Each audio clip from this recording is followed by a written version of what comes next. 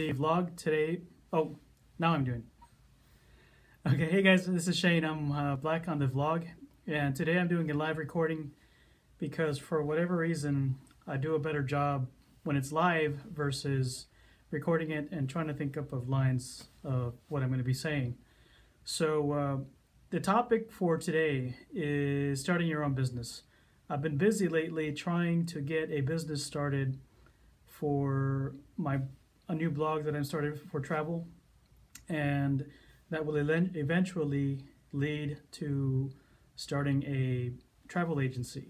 And so the two are interrelated, the blogging about travel and having a travel agency, which will facilitate the travel to write about and share those experiences.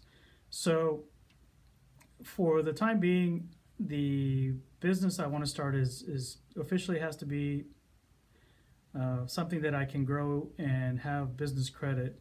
I don't know what I would use business credit for, but I want to have it set up from the beginning. So one of the things that I need to make that happen is to have an employer ID number. So that's an EIN according to the IRS, and which is like an alternative to your Social Security number when you file your taxes. So you would normally use your EIN when you hire somebody, so that when you file documents, you're not using your personal Social Security number, you're using your business EIN to file your taxes and do all kinds of other business. And so that number also is useful for getting business credit and identifying your business in other ways. Now, I discovered through this process that the IRS will only issue one EIN per person, period. And that is if you are using it for sole proprietorships. So let's say that you have 3 children, Johnny, Jane, and Timmy, right? And you set up a business and have, Johnny's toys, I forgot the other ones, the second kids, Jane and Timmy. So, Johnny's toys, Timmy's toys, and Jane's toys. 3 different stores throughout, whatever big city you live in. So then these are 3 businesses, 3 separate businesses, but because they are set up as sole proprietorships, then what you end up doing is you have to put all 3 of them under one EIN. And so whenever you hire anybody to run these stores or for whatever purposes, it's going to go through that EIN instead of your own personal Social Security number. The problem is that a lot of banks are under the impression that you need a separate EIN per sole proprietorship. So they will ask for you to get a separate one if you already have one, which is not the way that it's done. According to the IRS, it's one EIN no matter how many businesses you have. So that was a problem that I've been running into. Finally, I found a bank that knows what's going on, and they're going to issue me, or not issue me, but they'll let me open a checking account, a business checking that uses the new business name, the new assumed name, using the old EIN, and then I can still use the old EIN to do contracting work like what I used to do. So I'll be able to do both the way that you're supposed to be able to do it. Now this is different if you open an LLC, because if you open an LLC, I've discovered, then it's considered a separate entity, and because of that, you do get another EIN for that business. So the banks are kind of right, but it's for the wrong entity. It's a separate EIN for each LLC or corporation or other incorporated type of business versus a separate EIN per sole proprietorship. That just doesn't work because the IRS doesn't care. When I spoke to the agent, he told me that as far as the IRS is concerned, they don't even look at your business name. All they care is that the name on the tax return matches the number, and that's all they look at. So there you have it. Beyond that, I'm making preparations to do the blogging because I think long term that's something that I want to do.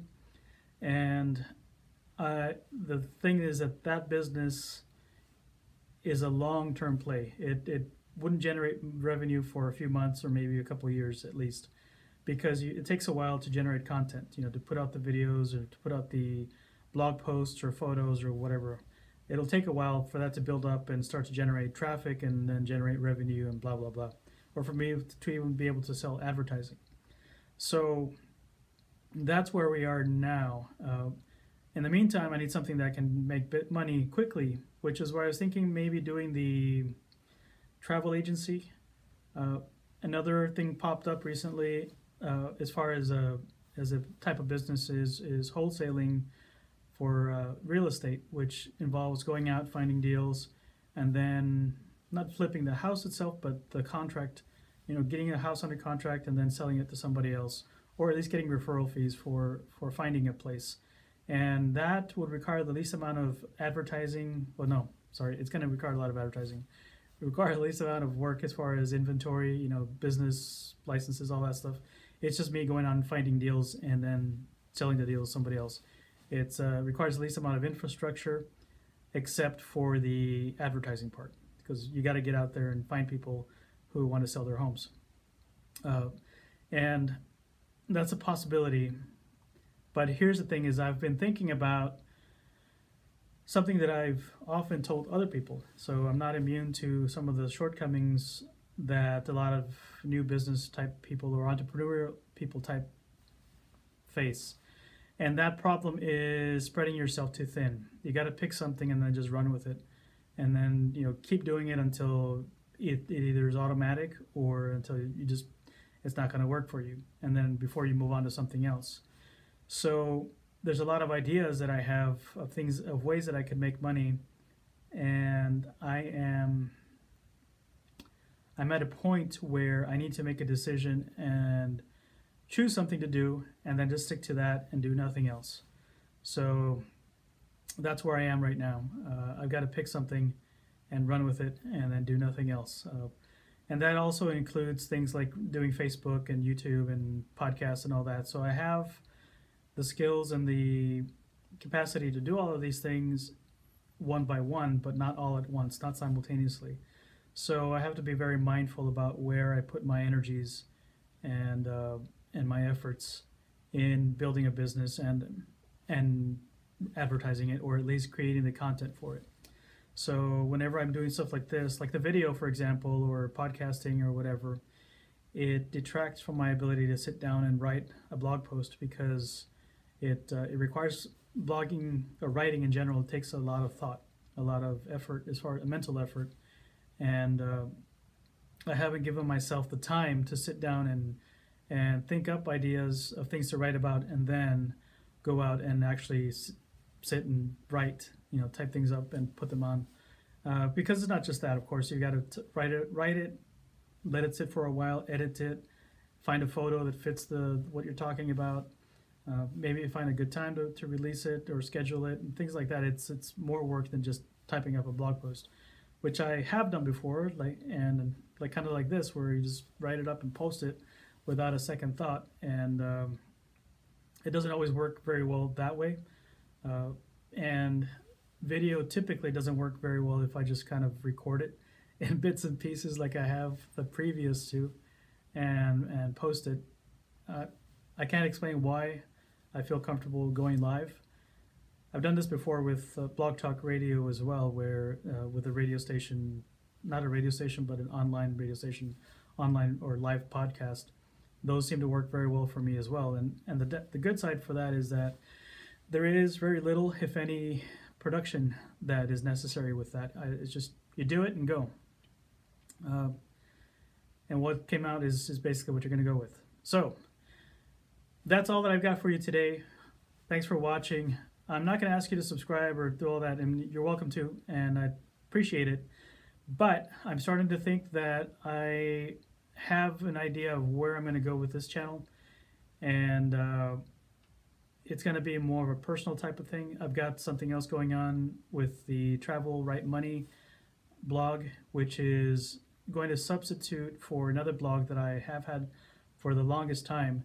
and I was trying to think about how to replace that old blog with something new, and it clicked that the Travel Right Money blog relates to travel, and it doesn't necessarily have to be international or national or domestic, what we would call it. It could be local too.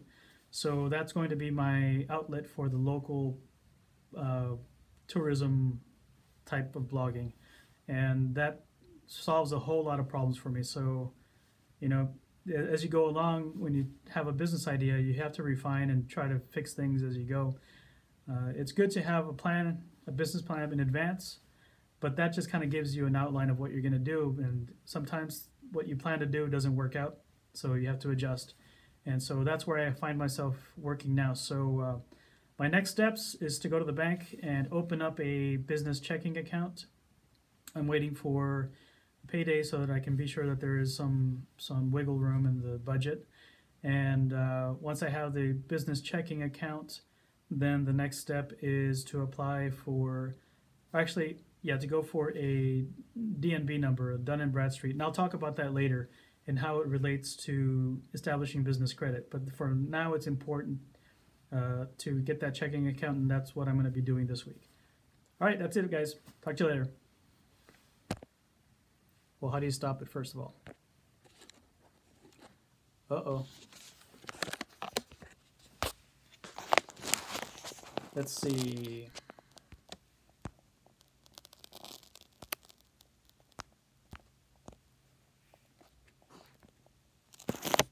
There you go. I found it. There's an X up here that says that stopped. And